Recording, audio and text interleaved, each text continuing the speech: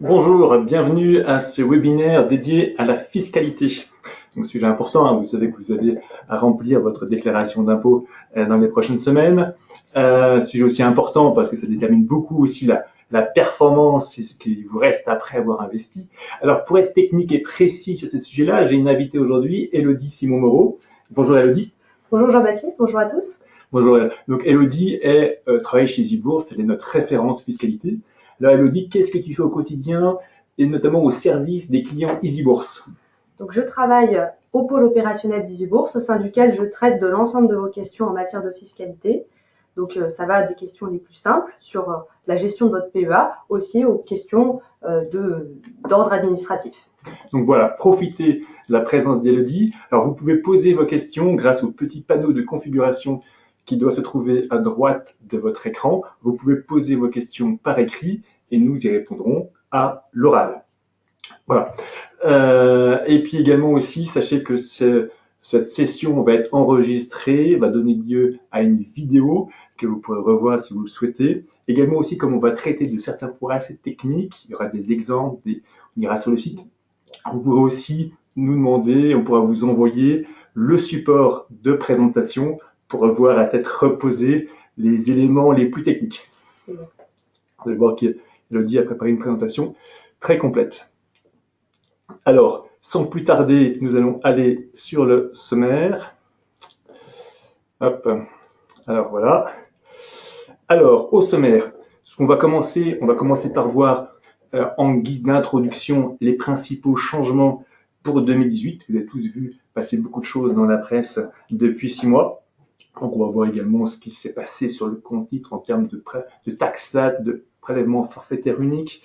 Est-ce que le PEA a été impacté? Et puis après, on ira plus précisément faire le tour d'horizon du PEA.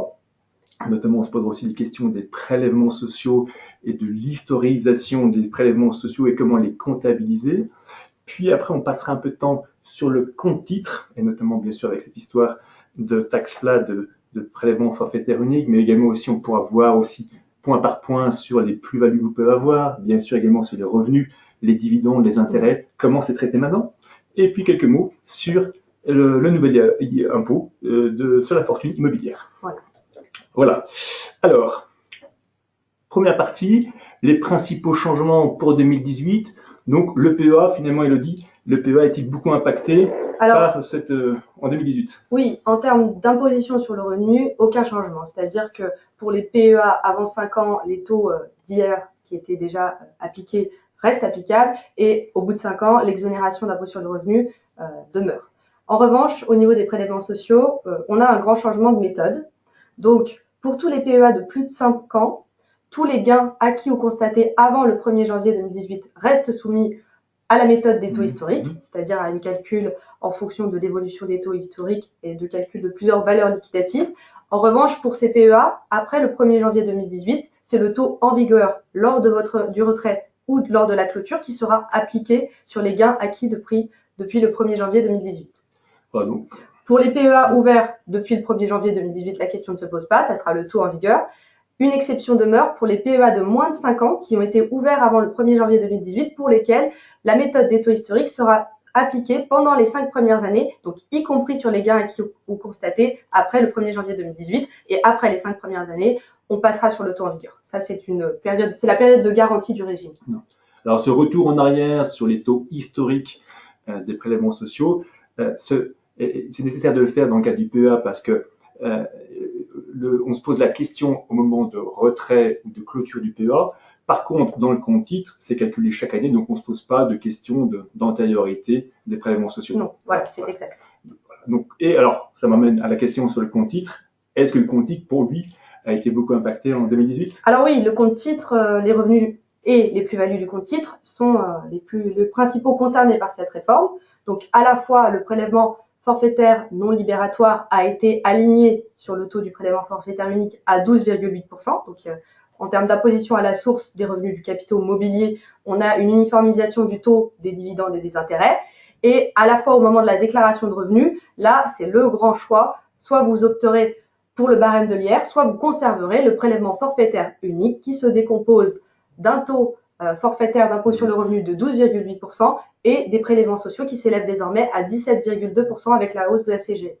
Voilà, donc effectivement, avant le 1er janvier 2018, tout le monde était au barème de l'IR. C'est vrai qu'il y avait beaucoup de personnes qui étaient au taux marginal d'imposition de 20%, 25, 30, 35, 40, voire même parfois plus. Maintenant, toutes ces personnes-là peuvent être à 12,8%. C'est exact. À 12,8% en ce qui concerne l'imposition sur le revenu. Bien sûr, il reste des prélèvements sociaux de 17,2%.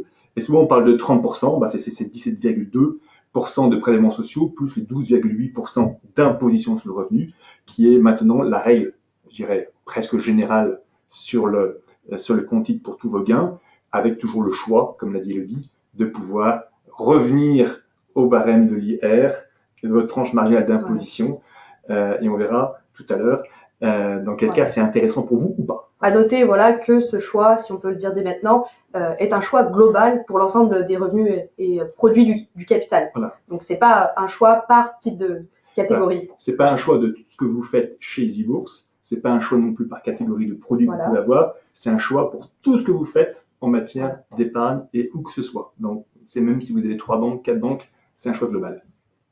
Alors vous savez peut-être que depuis presque un mois et demi, EasyBourse propose un contrat d'assurance vie, EasyVie. Donc le sujet de l'assurance vie est un sujet important, puis vous avez dû voir passer beaucoup de choses également dans la presse sur les impacts. Alors, concernant ces impacts, c'est gros impact, petits impacts? Un gros impact pour les produits donc attachés à des primes versées à compter là, de la date du 27 septembre 2017. Donc, notamment, l'impact le plus important, c'est pour les contrats entre 0 et 8 ans, où là, maintenant, on n'a plus de distinction de 35-15%, c'est le prélèvement forfaitaire unique de 12,8 ou le barème à l'imposition sur le revenu si vous y optez, globalement, plus les prélèvements sociaux de 17,2, donc d'où un taux de 30%. D'accord. À partir de 8 ans, une grande distinction est désormais faite pour les primes. Donc, pour les primes en dessous de 150 000 euros, donc on a un prélèvement forfaitaire non libératoire de 7,5% auquel s'ajoutent les prélèvements sociaux de 17,2. Et pour les primes supérieures à 150 000 euros, là, de la même façon, c'est le prélèvement forfaitaire unique ou l'option pour le barème de l'IR. Donc, pour la majorité des gens qui gardent souvent leur assurance vie plus de 8 ans, d'accord, s'ils ont une assurance vie de moins de 150 000 euros, ils ne sont pas du tout impactés. S'ils ont plus de 150 000 euros, bah, ça dépendra effectivement de si cette partie d'investissement supérieure à 150 000 euros a été faite après le 27 septembre 2017. Allons voir maintenant le détail sur le PEA. Alors peut-être on peut rappeler rapidement les principaux points du PEA. Alors globalement, le PEA se compose d'un compte titre et d'un compte espèce. C'est à partir des espèces qui sont placées sur le compte espèce que vous pouvez acquérir des titres sur le compte titre. Et donc il n'est pas possible de mettre des titres acquis en dehors du compte espèce sur votre PEA. Donc ça, c'est la principale règle. Donc après, sur le compte titre, vous générez des revenus ou des plus-values qui se placent sur le compte espèce et qui peuvent être de nouveau réinvestis en titres. Voilà. Alors, il faut quand même préciser que sur le plan d'épargne en action, donc au bout de 5 ans, on a dit, il n'y avait pas d'imposition sur le revenu. Il y a quand même les prélèvements sociaux et également la TTF.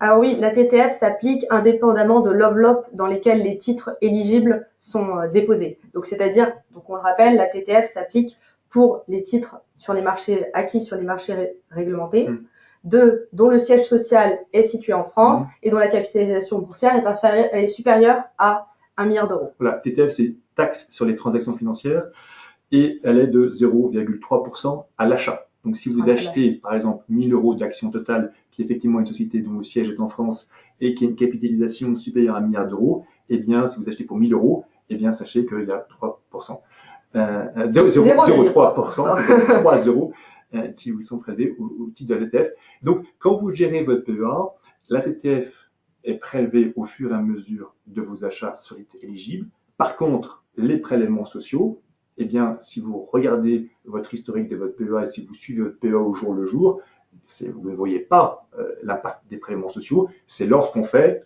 un retrait ou une clôture. Donc, c'est, je dirais presque en fin de période, en quelque sorte. Donc, vous pouvez gérer pendant 8 ans, 10 ans votre PEA sans jamais voir cette histoire de prélèvements sociaux. Et puis, au bout de 10 ans, vous faites un retrait et c'est là où on va se poser la question des taux historiques pour voir à quelle année vous avez pu avoir ces plus-values. Et on va voir que dans la simplification fiscale, on l'a vu, hein, dans la simplification fiscale dite par Élodie tout à l'heure, on passe à un taux en vigueur plus simple, progressivement. Alors, le PEA, allons un peu plus maintenant, il y a peut-être aussi quelques éléments importants à prendre en considération sur qui peut ouvrir un PEA. Donc, les majeurs et domiciliés en France peuvent ouvrir un seul PEA classique et un seul PEA PME. Donc, il est important de noter qu'il faut être domicilié en France pour ouvrir son PEA, mais depuis quelques années, même si vous transférez votre domicile fiscal en dehors de la France, le plan ne sera pas automatiquement clos. Donc, la date du premier versement à retenir pour le PEA, c'est la date d'ouverture en général, puisque lors de votre ouverture de compte chez EasyBourse, vous effectuez un versement. Et donc, vous pouvez retrouver cette information en permanence sur notre site internet. Alors, j'ai une question. Hein. Bonjour, les frais de tenue de compte titres et de PEA sont-ils déductibles de l'impôt sur le revenu? Donc oui, les frais de tenue de compte sont normalement, donc ce qu'on appelle les droits de garde sont déductibles. En revanche, ce qu'on appelle les frais d'inactivité chez EasyBourse ne sont pas déductibles, ce ne sont pas des frais de tenue de compte. Alors, on va aller voir sur un compte très simplement 2-3 éléments qui peuvent déjà vous permettre tout de suite de voir des choses. Donc là, ça y est, je me suis connecté, à un PEA. Voilà ma page d'accueil. Bien sûr, il faut que je sois identifié. Je vais me connecter à un vrai PEA sur EasyBourse.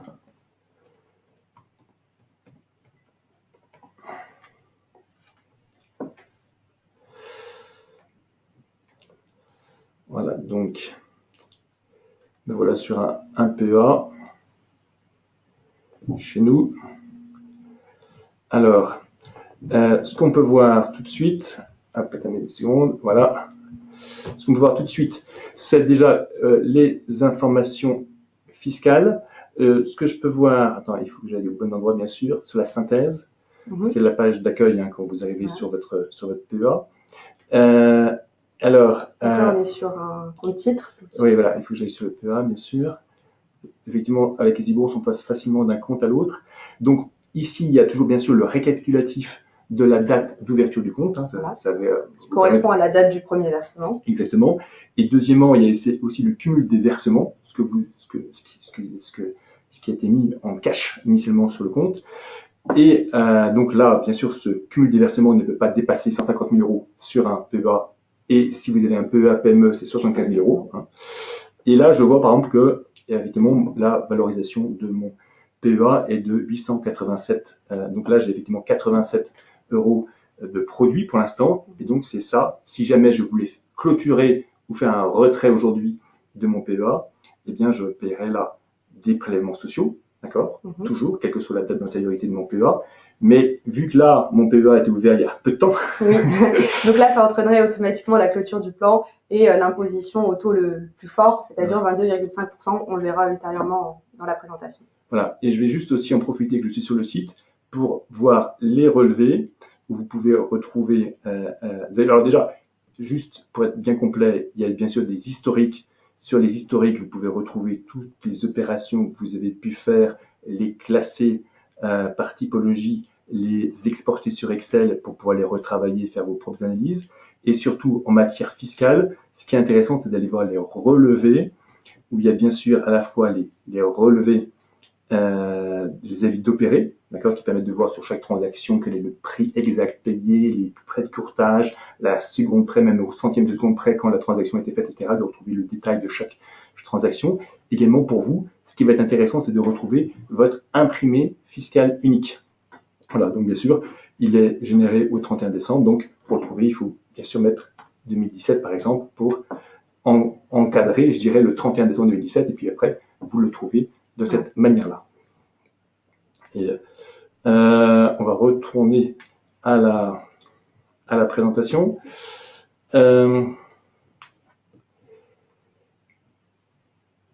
Voilà, donc voilà, très simplement, là, c'est ce qu'on disait sur la limite de versement pour le PEA 250 000 euros et pour le PEA PME de 75 000 euros. Et donc, qu'il n'est pas possible d'insérer directement des titres sur le compte titre, de faire un transfert. Par exemple, si vous détenez un compte titre ordinaire et que vous voulez transférer les titres directement sur votre PEA, ce n'est pas possible. Il faut que les titres du PEA soient acquis à partir des espèces disponibles sur le compte. Donc voilà, quand vous voulez procéder pareil à l'acquisition de titres non cotés, il faut vous assurer que votre solde d'espèces est suffisant pour couvrir le prix d'acquisition. Mais si vous faites un transfert de PEA, par exemple, d'un établissement confrère vers EasyBourse, l'antériorité du PEA et tous les avantages fiscaux sont conservés. Donc, oui. Un transfert de PEA ne signifie pas clôture. Voilà, en quelques mots, vite, sur qu'est-ce qu'on peut investir avec un PEA. Brièvement, donc la qualité d'émetteur et la nature des titres sont évalués par notre établissement, puisque sur notre site sont indiqués si les titres sont éligibles ou non effectivement, dans chaque fiche valeur. PEA, voilà, dans chaque fiche valeur. En revanche, les conditions de détention, c'est-à-dire que vous ne devez pas détenir plus de 25% des titres au moment de l'achat ou au cours des 5 années précédentes, doivent être vérifiées par vous-même.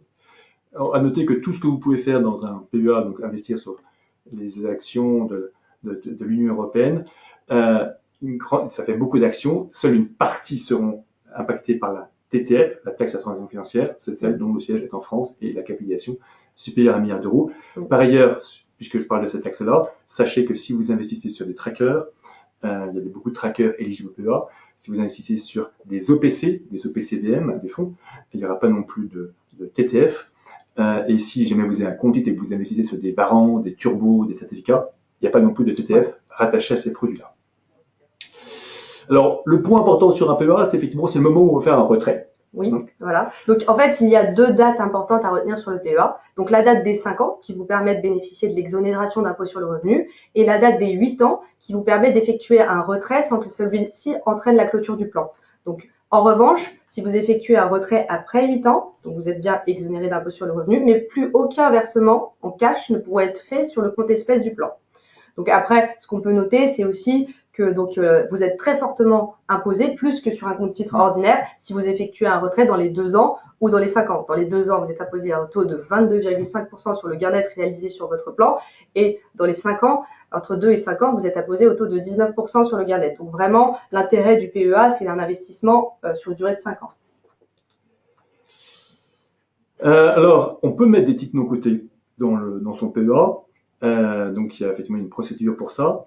Mais effectivement, l'administration fiscale se méfie un petit peu des titres non cotés parce que c'est peut-être un peu plus facile de détourner certaines choses. Alors, quelles sont les règles en la matière ? Bon, la principale et l'essentielle règle, c'est que les revenus, donc ça concerne les dividendes et les intérêts de titres non cotés, sont limités à 10% de la valeur des titres. C'est-à-dire que si au cours d'une année, le montant des produits issus des titres non cotés excède 10%, ceux-ci seront soumis à l'imposition sur le revenu au titre de droit commun, comme sur un compte titre ordinaire. Voilà. Donc, il est bien important de noter aussi que là, on parle de revenus, c'est-à-dire de dividendes et intérêts générés par des titres non cotés et non pas de la plus-value qui serait générée sur des titres non cotés. Et juste pour acheter des titres non cotés chez EasyBourse, comme dans n'importe quel établissement financier, il y a besoin d'un certain formalisme. Oui, voilà. C'est exact. Donc c'est pour ça qu'a été mis en ligne il y a à peu près 1 mois un formulaire complet vous indiquant l'ensemble des documents à nous fournir si vous souhaitez procéder à la souscription de titres non cotés. Voilà. Et si par exemple vous avez une SARL et que vous voulez mettre les titres de votre SARL dans votre PEA, eh bien, il faut que vous le fassiez à partir d'argent qui est déjà sur votre PEA, d'accord ? Et vous ne pouvez pas vous acheter des actions à vous-même, donc il faut que ce soit des nouvelles actions. Voilà, c'est exact. Donc c'est ce qu'on disait tout à l'heure, il n'est pas possible de procéder au transfert en quelque sorte de titres déjà détenus sur le plan, puisque seuls les titres acquis à partir du compte espèce du plan peuvent être inscrits sur le PEA. Les prélèvements sociaux, donc c'est quelque chose, qu'on soit dans l'assurance vie, dans le compte titre ou dans le PEA, c'est toujours dû. Voilà, c'est exact. Donc globalement, on a déjà un petit peu abordé le thème tout à l'heure, mais c'est pour vous dire que lors de votre retrait ou de la clôture d'un PEA, on va regarder si ce PEA présente une perte globale ou un gain global. Si il présente une perte globale, aucun prélèvement social ne sera dû. En revanche, s'il y a un gain, donc on va procéder au calcul de prélèvements sociaux, donc selon la méthode des taux historiques ou selon la méthode des taux en vigueur, comme on en a discuté tout à l'heure. Et sur un tableau, voilà, qui peut vous faire peur ou pas, voilà, tout simplement pour vous dire effectivement que les prélèvements sociaux, en 2003, c'était 10%, en 2018, c'est 17,2%. Voilà. Une augmentation assez importante. Ce qu'on peut rajouter aussi, qu'on n'a peut-être pas dit, c'est que les prélèvements sociaux sont sont effectués par EasyBourse. Donc c'est pour ça que vous devez passer par notre établissement si vous souhaitez faire un retrait ou une clôture, parce que c'est à ce moment-là nous qui calculons ces prélèvements sociaux et qui les déduisons directement du versement qui vous sera fait. Là, donc on vous les déduit quand il s'agit d'un PEA, mais juste pour anticiper, sur les comptes titres, est-ce qu'on les prélève ou pas? Est-ce que si j'ai un compte titre, j'ai des plus-values chaque année? Voilà. Est-ce que on me prélève mes prélèvements sociaux? Tout dépend du gain en fait. Si vous avez des revenus de capitaux mobiliers, c'est-à-dire des dividendes ou des intérêts, ça sera en effet prélevé à la source. En revanche, si vous réalisez des plus-values, l'imposition des plus-values aux prélèvements sociaux s'effectue lors de la déclaration d'impôt. Voilà, donc ce sont des prélèvements qui ne seront pas vraiment prélevés. Voilà, ceux-là ne seront pas prélevés à la source, mais ils seront prélevés ultérieurement. Voilà, et donc là, l'historisation des prélèvements sociaux, ça correspond effectivement à ce qu'on disait au début, hein, de pouvoir remonter dans le temps si votre PEA a plus de 5 ans ou s'il a moins de 5 ans mais qu'il a été ouvert avant le 1er janvier 2018. Sinon, c'est les taux en vigueur. Qu'est-ce qui se passe en cas de clôture d'un PEA ou pourquoi, qu'est-ce qui peut déclencher la clôture du PEA? Donc là, le non-respect des règles que l'on a évoquées ultérieurement, par exemple, si vous excédez le montant de 25% de détention de titres, d'un certain titre, ça entraîne la clôture du PEA. Il peut y avoir, par exemple, si vous déteniez 2 PEA, par exemple, dans ces cas-là, dès le moment où les 2 PEA seront clôturés, donc de façon générale, toutes les règles qu'on a expliquées avant entraînent, si elles ne sont pas respectées, la clôture du plan. En revanche, il y a 2 exceptions qui ont été prévues, qu'on a souhaité souligner. Donc, l'inéligibilité d'un titre indépendante de votre volonté. Donc, auquel cas, vous aurez 2 possibilités, soit céder ce titre, et dans ces cas, la plus-value entre la date d'acquisition et la date d'inéligibilité reste exonérée d'impôt sur le revenu, soit vous procédez au transfert des titres vers un autre compte titre ordinaire. Auquel cas, dans ces cas-là, vous devrez effectuer un versement compensatoire qui ne rentrera pas dans le plafond des 150 000 € et 75 000 € vus, ou si votre PEA a plus de 8 ans, ça sera considéré comme un retrait et donc des prélèvements sociaux seront calculés. Voilà un exemple de titre qui est devenu inéligible. C'était par exemple l'action Lafarge, hein, qui était éligible au PEA et qui est devenue l'action Lafarge Holcim et qui est devenue cotée en Suisse, donc on ne pouvait plus avoir dans son PEA. Donc, si vous aviez des actions à Lafarge, et bien après il fallait, vous pouviez les avoir dans la PEA. Mais c'est ça que je voulais dire. Après, il faut pouvoir compenser le montant si vous aviez 1 000 € d'actions dans votre PEA qui sont partis vers votre compte titre, il faut recompenser ces 1 000 € dans le PEA pour que l'encours global du PEA n'ait pas été impacté par ce qui pourrait être considéré comme un retrait. Voilà, si le PEA a plus de 8 ans, ça sera un retrait, sinon ça sera une clôture. Donc voilà, il faut vraiment qu'il y ait le versement compensatoire qui ait été effectué. Donc le deuxième cas qu'on a voulu souligner, c'est le décès du titulaire du plan. Donc là, peu importe depuis quand le plan aura été ouvert, dans tous les cas, l'exonération d'impôt sur le revenu est maintenue. Donc même si le plan a été ouvert il y a 2 ans, il sera tout de même exonéré d'hier. Donc en revanche, les prélèvements sociaux restent dus et après les titres rentreront dans l'actif successoral. D'accord, effectivement. Donc, il n'y a pas de double imposition d'impôt sur le revenu et de droit de succession. C'est que. Voilà, rassurez-vous. D'accord. Voilà, qu'est-ce qu'il faut que je déclare? Là, il y a des déclarations d'impôt. J'ai un PEA. Oui, alors en fait, si vous avez fait des retraits sur votre PEA en cours d'année ou si vous avez clôturé votre PEA qui a plus de 5 ans avec un gain, nous ne produirons pas d'IFU parce qu'il n'y a pas de déclaration à effectuer. Pas d'IFU sur les PEA. Voilà. Sur ces 4 PEA. Voilà. En revanche, si vous clôturez un PEA inférieur à 5 ans, donc là vous êtes soumis à l'imposition sur le revenu, ou alors que vous clôturez un PEA de plus de 5 ans en perte, donc dans ces cas-là, vous avez le droit à reporter la moins-value. Dans ces 2 cas, un IFU sera produit et vous devrez effectuer votre déclaration numéro 2042, donc c'est la déclaration de revenu, et la déclaration spécifique sur les plus-values, la déclaration numéro 2074. Bien, on a fait un bon petit tour du PEA. On va maintenant s'attaquer au CTO, au compte titre ordinaire ou encore compte titre ordinaire joint. Voilà les acronymes que l'on utilise. Et là, il faut considérer effectivement si ce sont des plus-values ou si ce sont des revenus. Alors, pour être précis, on va déjà parler résident, non résident, en quelques mots. D'accord. Donc, concernant les plus-values, donc il faut déjà distinguer donc les non-résidents. Donc, les non-résidents de France sont exonérés en principe d'impôt sur le revenu en France et de prélèvements sociaux. En revanche, pour les résidents, donc toutes les cessions à titre onéreux sur des titres de valeur mobilière française mais aussi étrangère sont soumis à l'imposition sur les plus-values de cession de valeur mobilière. En revanche, si vous avez des mutations à titre gratuit, par exemple une donation, l'imposition ne sera pas due dans les mains du donateur, mais dans les mains du donataire. Celui qui recevra les titres, lui, devra payer l'impôt sur les plus-values, mais en revanche, celui qui fait une donation n'est pas soumis à l'imposition sur le revenu au titre des plus-values.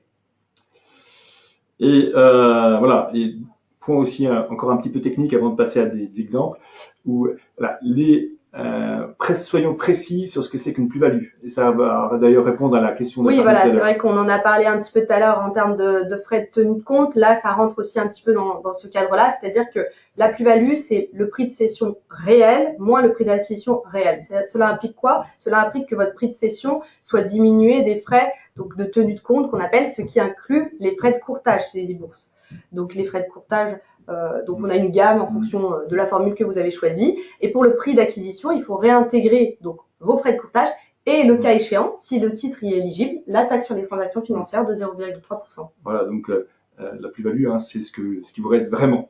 Voilà, c'est exact. C'est le cours de bourse avec vos charges et après le prix d'acquisition, c'est ce que vous avez vraiment gagné in fine. Alors, voilà, une question très importante. Il y a 3 questions qui vont se poser maintenant sur le compte titre. La première question, c'est de dire, si j'achète aujourd'hui un tel titre, puis j'en rachète un peu plus tard, puis j'en vends une certaine quantité encore plus tard, comment va être calculée ma plus-value, selon quel cours moyen Donc en fait, dans cette situation, on acquiert des titres d'une même valeur, donc qui deviennent indifférenciables au fil du temps. Donc du coup, la solution qui a été retenue par l'administration fiscale, c'est celle du prix d'acquisition moyen, c'est-à-dire qu'à chaque fois que des titres sont acquis sur le plan, on prend en compte le coût réel, donc c'est ce que je dis, inclus des frais de courtage et de la TTF, le cas échéant, et on fait une pondération de l'ensemble des titres acquis pour obtenir un prix d'acquisition moyen. Donc, il est important de noter que quand vous opérez à la cession, ce prix d'acquisition moyen n'est pas modifié. Il demeure jusqu'à ce que tous les titres d'une même valeur aient été vendus. D'accord. À noter que quand vous êtes sur votre portefeuille, je vais juste aller peut-être retourner sur le compte. Hop, je vais être dans valorisation. On indique où on voit effectivement ce qui est dans mon portefeuille. Par exemple ici, on voit le prix moyen. Voilà. On voit le prix moyen, effectivement. C'est ce prix moyen qui nous permet de calculer la plus ou moins value latente sur vos titres. Donc il arrive dans le cadre de certains transferts que le prix d'acquisition moyen de vos titres dans le précédent établissement ne nous soit pas communiqué, auquel cas, dans ces cas-là, vous devez nous remettre le document de l'état de transfert de votre compte afin que nous puissions l'enregistrer et donc être en mesure de calculer vos plus ou moins values latentes et plus tard vos plus ou moins values réelles. Alors, une deuxième question aussi qui est importante, c'est si j'ai fait des moins-values, comment essayer malgré tout de les valoriser dans le futur. Donc, alors, déjà, si vous réalisez une moins-value sur un titre en particulier, celle-ci va être compensée par les plus-values de même nature réalisées sur la même année. Donc, si ensuite, après cette compensation, vous avez sur votre imprimé fiscal unique un gain net qui ressort, dans ces cas-là, vous pourrez peut-être imputer des moins-values antérieures dessus. Mais si une perte nette ressort, dans ces cas-là, vous pourrez reporter cette perte jusqu'à la 10e année suivante incluse. Il est important de noter qu'il n'est pas possible de choisir sur quelle année vous souhaitez reporter votre moins-value. Dès que celle-ci est reportable dans les années suivantes, elle s'imputera automatiquement. D'accord. Supposons que j'ai un PEA qui soit lourdement en perte et que je fais des bonnes plus-values sur mon compte titre. C'est possible que je clôture mon PEA. Et ce qui me permet après d'imputer la moins-value réalisée sur les plus-values réalisées sur votre compte titre, puisqu'elles sont considérées de même nature. Et de repartir avec un nouveau PEA, par exemple. Autre question, c'est, vous savez, maintenant il y a la possibilité du prélèvement forfaitaire unique et la taxe flat, mais on peut aussi continuer à choisir l'abattement pour durée de détention. Donc, mais ceci est quand même restreint maintenant. Donc oui, donc ce que je voulais rappeler déjà, c'est que l'abattement pour durée de détention s'applique seulement une fois qu'on a fait l'imputation des moins-values sur les plus-values et donc qu'on a un gain net qui ressort. Donc ensuite, ce qui a été changé par la loi de finances pour 2018, donc le gros point, c'est que les abattements pour durée de détention ont été totalement supprimés pour les titres acquis après le 1er janvier 2018. En revanche, il est conservé pour les titres que vous avez acquis avant cette date, sous condition d'opter globalement pour le barème de l'imposition sur le revenu. Voilà, donc c'est global, hein, Voilà. c'est pas seulement sur EasyBourse, mais c'est sur tout ce que vous pouvez faire sur les marchés et sur l'épargne. Voilà. Et les taux d'abattement n'ont pas changé. C'est vrai que les taux d'abattement sont importants, hein, donc Voilà. il y a un petit calcul à Ça faire. peut être intéressant. Il y a un petit calcul à faire. Si vous avez beaucoup de titres anciens et une faible taux d'imposition, bref, ou un fort taux d'imposition, mais que vous avez que des titres anciens, c'est intéressant. Par contre, si vous avez beaucoup de plus-values nouvelles, Voilà. Tout dépend des autres revenus que vous avez. Autre question importante, c'est effectivement sur le calcul de la durée de détention. Est-ce que c'est première entrée, première sortie, ou c'est Alors, dans la matière, donc quand on a pareil plusieurs titres de même valeur qui ont été acquis à plusieurs dates, donc la règle est simple et claire, c'est toujours les titres les plus anciennement acquis qui sont pris en compte pour le calcul de l'abattement pour durée de détention. Il n'est pas possible de choisir quels titres à quel moment ont été achetés pour savoir quel est votre abattement pour durée de détention. Donc par exemple dans cet exemple, si vous avez vendu 13 titres en 2018, les 10 titres les plus anciens, donc acquis en 2013, seront obligatoirement pris en compte pour le calcul de l'abattement pour durée de détention. Et voilà. Et puis après, il y a encore des abattements renforcés. C'est possible avec les PME. Hein. Oui, voilà. Donc là, il y a des conditions cumulatives. C'est plus strict parce que ces abattements pour durée de détention sont encore plus importants, avec des taux encore plus intéressants. On ne va aller pas trop dans le détail parce que le temps passe vite, mais sachez qu'avec le support, vous pourrez peut-être voir le détail de ces possibilités qui peuvent monter quand même à 85% d'abattement. Après, oui, c'est toujours dans le même veine. Oui, sur les abattements, je voulais aussi en profiter pour l'abattement pour durée de détention renforcée dont on parlait. Bien évidemment, c'est comme pour l'abattement pour durée de détention classique, c'est-à-dire qu'ils ont été supprimés à compter du 1er janvier 2018 et sont conservés que pour les personnes qui opteront pour le barème de l'IR sur les titres acquis avant le 1er janvier 2018.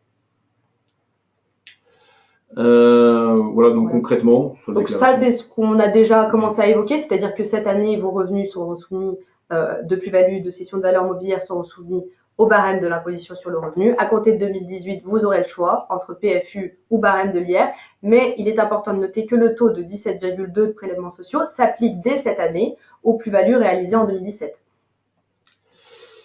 Nous allons maintenant passer aux produits du compte titre. Donc les produits, ce sont principalement les revenus, les dividendes et les intérêts. Voilà, il y a deux grandes catégories de revenus de capitaux mobiliers qui sont les revenus issus des actions, donc essentiellement les dividendes, et les revenus issus de produits de placement à revenus fixes. Donc ce qu'on entend par produits de placement à revenus fixes, c'est les obligations, les titres de créances négociables.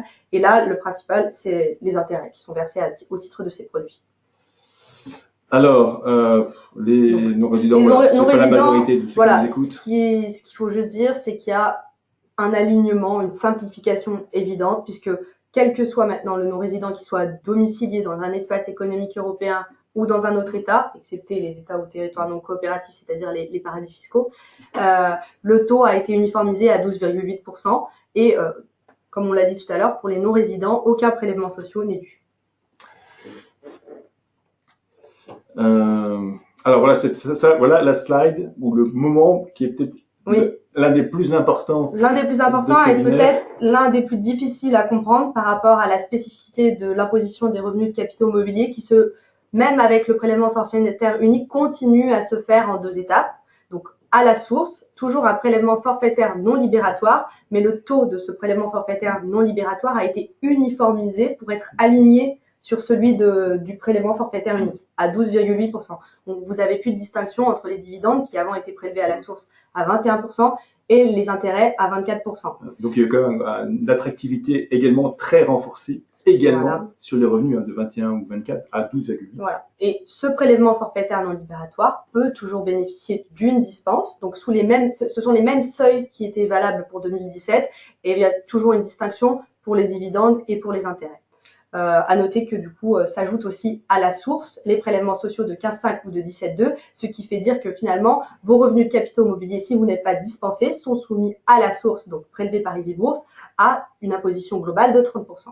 Donc voilà. Alors donc concernant ce PFNL, ce mot un peu barbare qui veut dire prélèvement forfaitaire non libératoire, concrètement pour vous, vous allez en voir une représentation au moment de l'ouverture du compte chez eBourse avec ce qu'on appelle la dispense sur la fiscalité des dividendes et d'intérêts. Donc voilà le formulaire qui est à remplir lorsque vous ouvrez un compte chez nous pour dire effectivement si vous optez pour le PFU ou sur le... Là, ce qu'il faut surtout dire pour la différence du prélèvement forfaitaire non libératoire, c'est qu'il faut bien indiquer la date à laquelle vous souhaitez être dispensé, c'est-à-dire la date pour laquelle vous allez percevoir des revenus. Donc aujourd'hui, vous pouvez faire une demande de dispense seulement pour les prélèvements à la source qui seront effectués en 2019. Donc aujourd'hui, il n'est pas possible de faire cette demande puisque nous, on organise une collecte chaque année. En général, on fait ça par voie de messagerie, donc avec le message qui est situé à votre gauche ici. Et donc, approximativement fin septembre, début octobre, jusqu'au 30 novembre. Le 30 novembre, c'est une date importante, c'est la date limite pour formuler votre demande de dispense. Là, vous pouvez formuler la demande de dispense pour l'année à venir, donc l'année suivante. Et pour cette demande, il faut prendre en compte les seuils de l'année de l'avant-dernière année. Donc, c'est-à-dire, si vous formulez une demande pour 2019, il faut que vous regardiez le revenu fiscal de référence de 2017. D'accord. Alors, donc, on a vu, donc, il y a un premier choix, c'est l'étape 1, voilà. qui concerne EasyBourse. Et un deuxième choix, dont on a déjà évoqué, mais on va voilà, quand même au moment de la déclaration. C'est important d'insister parce que finalement, l'impact là est différent de celui des plus-values de cession de valeur mobilière. C'est-à-dire que là, dans l'impact, c'est que si vous choisissez pas, enfin, vous n'optez pas pour le barème de l'IR, vous prenez le PFU de 12,8% par défaut, et donc vous n'avez pas été dispensé. Donc en pratique, cela revient à un prélèvement à la source sur les revenus de capitaux mobiliers, puisque bien sûr, ils seront déclarés, ces revenus, mais ils ne seront plus soumis à impôt puisque le prélèvement forfaitaire non libératoire aura déjà été appliqué. D'accord. Donc, à quel moment je choisis ça, justement? Donc, cette option doit être faite au moment de votre déclaration et EasyBourse n'a pas à être tenu informé de votre option puisque elle concerne l'ensemble de vos revenus de capitaux mobiliers, comme on l'a dit, et l'ensemble de vos revenus du capital de façon plus générale. Donc, aussi bien vos revenus d'assurance vie que vos gains sur cession de valeur mobilière que vos revenus de capitaux mobiliers. Donc, vraiment, ce choix se fait au moment de la déclaration et il n'est pas nécessaire de nous en tenir informés. D'accord. J'ai une question. Faut-il encore investir en bourse à l'heure actuelle? Alors, qu'est-ce qu'on peut dire? Effectivement, oui. on peut dire plus que jamais. Voilà, c'est ça. C'est plus que jamais sur un compte. En termes de fiscalité, dans tous les cas, sur le compte titre, la fiscalité est devenue plus avantageuse. Après, il faut voir aussi que la décision de l'investissement se passe pas toujours par la fiscalité. Il y a aussi plusieurs éléments qui doivent rentrer en compte.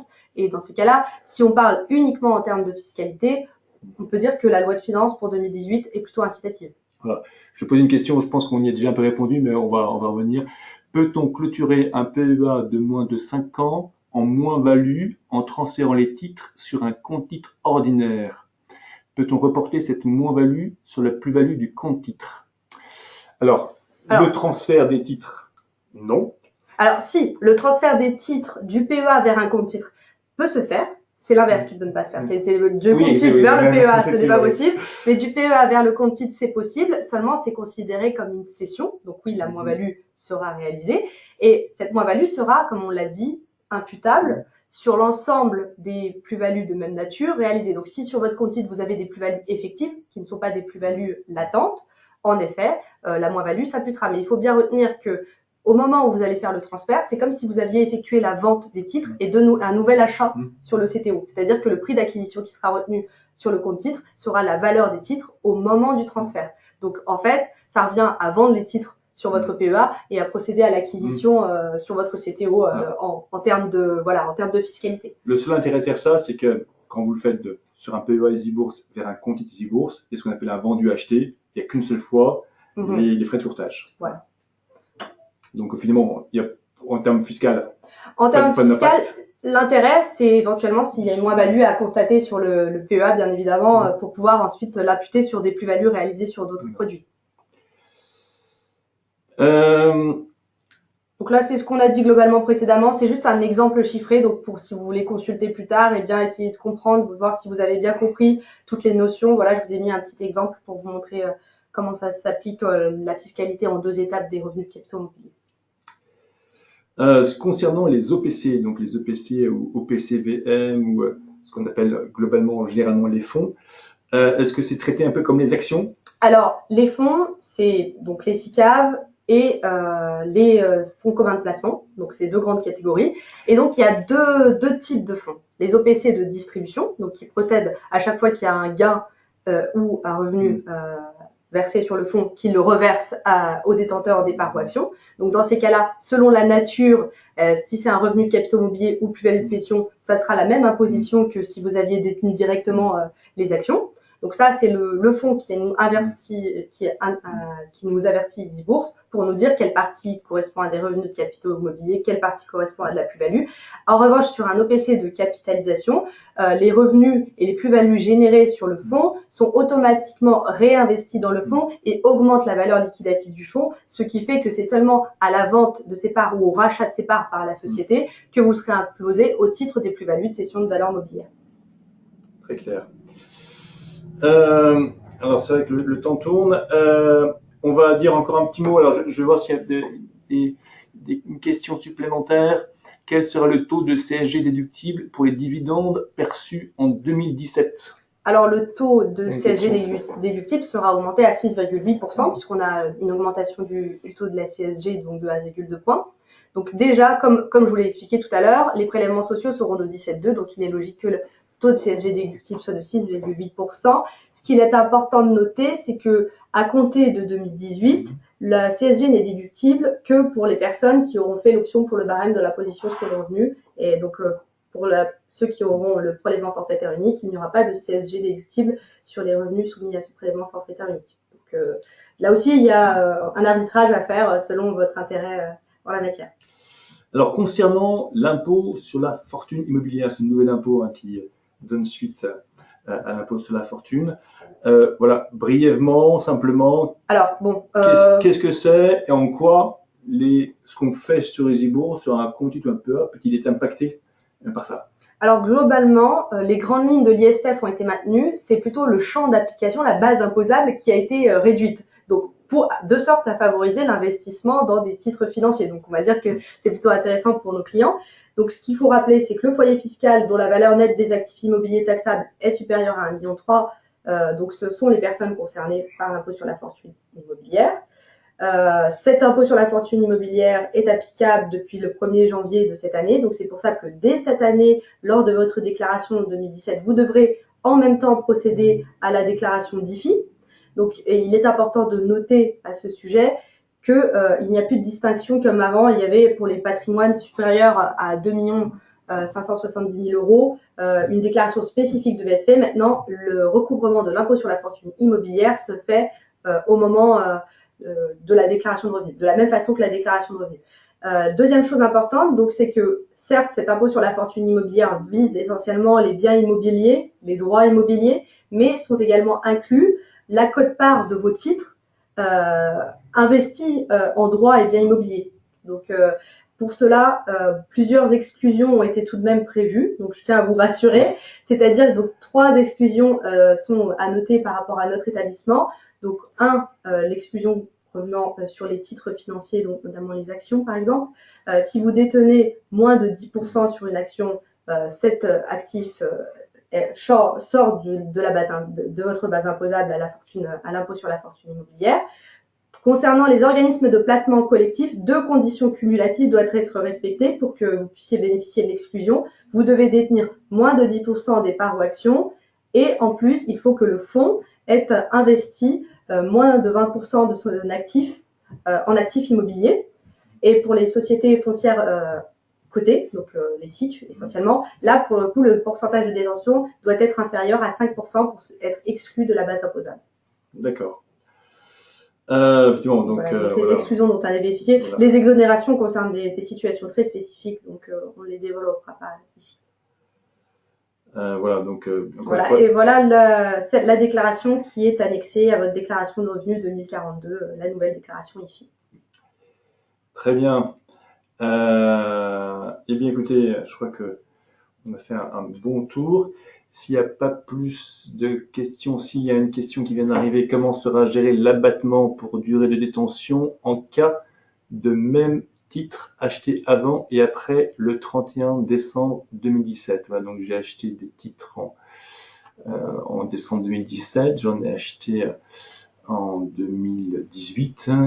Comment est géré l'abattement pour durée de détention? Il faudra tout simplement ventiler les titres qui auront droit à l'abattement ou pas. C'est ce qu'on a mis dans l'exemple aussi de la même façon. Donc si on peut revenir sur l'exemple, comme ça on peut comprendre peut-être un peu mieux.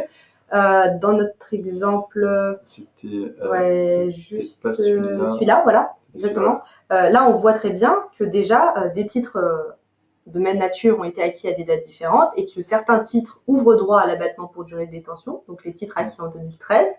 En revanche, la partie des titres cédés en 2018 qui se réfèrent à des titres acquis en 2017 n'ouvre pas le droit à l'abattement puisque tout simplement ils n'ont pas été détenus assez longtemps.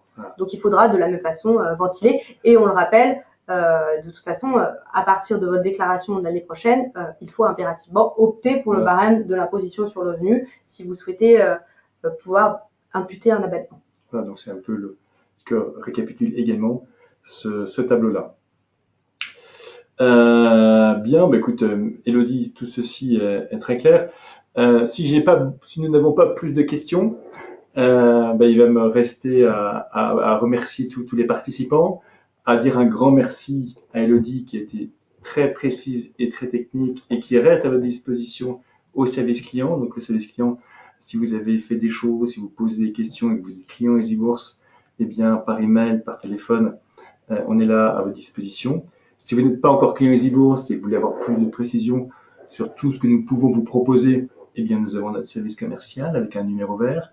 Moi-même reste bien sûr à votre disposition. Il y aura des nouveaux webinaires qui vont être organisés au mois de mai, notamment sur les trackers, sur des sociétés avec des gérants de sociétés de gestion, notamment Edmond de Rothschild Asset Management. Également aussi avec Vontobel qui produit des varants, des turbos, des certificats. Également aussi avec Commerzbank. Ça m'amène peut-être juste à te dire, si je crois qu'on l'a dit, hein, la fiscalité afférente aux varants, turbos, certificats. C'est vrai que souvent on nous pose la question parce que dans la déclaration d'impôt, il y a marqué bon d'option. Oui, alors bon d'option en termes fiscaux, ça veut dire varant en fait, tout simplement, c'est la traduction française du varant. Et en fait, le régime fiscal des titres et des contrats achetés sur les marchés financiers à terme a été uniformisé depuis 2014 et finalement, nous, il est possible seulement de faire des achats et des ventes à titre spéculatif sur ce genre de produits qui rentrent et donc les profits réalisés sur ces produits rentrent dans la catégorie des plus-values de cession de valeurs mobilières et bénéficient des mêmes règles que l'on a développées. Voilà. Donc même si c'est une case différente, c'est très pareil. Voilà, c'est juste que la case différente est prévue aussi parce que vous devez déclarer ces revenus sur la déclaration 2074 en plus de la déclaration 2042. Voilà, ils sont à reporter sur une déclaration spécifique, c'est pour ça qu'ils sont dégagés en bas du... Voilà, on prend une dernière question. Allez. Si l'on est un professionnel du placement et que l'on est imposé sur l'impôt sur le revenu en entreprise individuelle, quelle est l'imposition du PEA? Alors, imposé sur l'impôt en entreprise individuelle. L'imposition du PEA n'est pas, je vois pas la rapport avec la professionnalisation.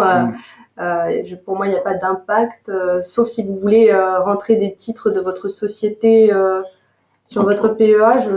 En tout cas, sachez que chez EasyBourse, il n'y a que des personnes physiques qui peuvent ouvrir un compte chez nous. Ça, il n'est pas possible. Il n'y a pas de personnes morales. On peut pas ouvrir de PEA ou de compte titre. De toute façon, le PEA ne peut pas être ouvert par une personne morale. Donc, j'avoue que l'imposition ne change pas de celle qu'on a vue là. Je vois pas une spécificité sur l'imposition du PEA qui pourrait résulter de votre situation d'entrepreneur individuel à côté. Très bien. Écoutez, encore une fois, merci à tous. Et donc, passez une bonne soirée et donc à très bientôt sur EasyBourse. Merci. Merci.